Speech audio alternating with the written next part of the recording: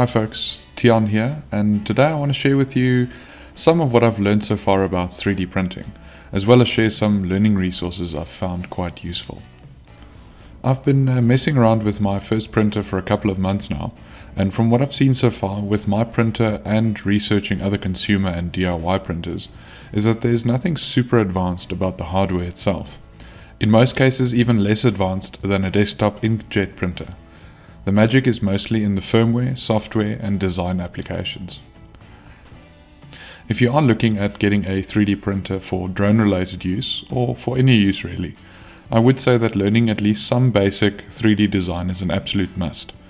Sure, there are plenty of useful things out there in internet land that you can just download and print. There are even plenty of useful drone specific objects out there to print. But your printer will be so much more useful if you can do some basic 3D design yourself. A quick and easy 3D modeling tool to use is Tinkercad.com. Tinkercad is a free browser-based 3D design and modeling tool from Autodesk, and is a good starting point for 3D modeling for 3D printers. It's quite useful for quickly editing an existing part or other object, or even creating one from scratch when you don't necessarily need engineering type accuracy. You can easily scale and chop and merge different shapes and objects, like this engine mount for a Bixler that allows you to use bigger pusher props than what the standard clearance allows for.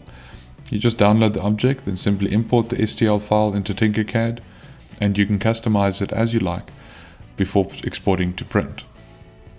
A step up from Tinkercad would be Fusion 360, also by Autodesk. Fusion 360 is professional level CAD software and is free for startups and hobbyists. You simply download the trial version, and once installed you register for the free license. It does have a much bigger learning curve than something like Tinkercad, but with Fusion 360 you can design and test in a single application with very high accuracy. Besides learning some basic 3D design, I'd say owning a quality caliper is also highly recommended. This is probably my most used tool since getting a printer. Digital calipers are preferable, but I wouldn't advise getting a cheap imported one if you go the digital route.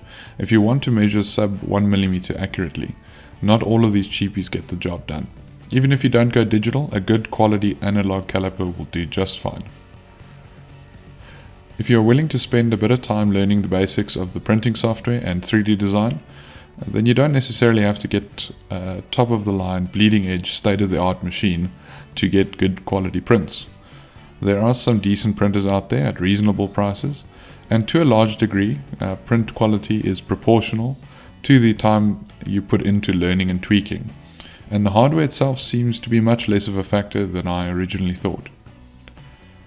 Thomas Sanladerer gives a good overview of what to look out for when deciding on what kind of money you want to spend on a 3D printer, and what you can expect from printers in various price ranges.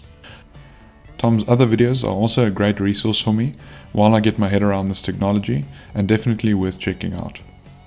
The other YouTube channels I've also found very useful while learning their various tricks and techniques are Maker's Muse, CNC Kitchen, and 3D Printing Nerd. Check out the video description for links and info. Thanks for watching, and feel free to leave a comment below if you have any questions or tips for me. And if you like this video, don't forget to hit the subscribe button.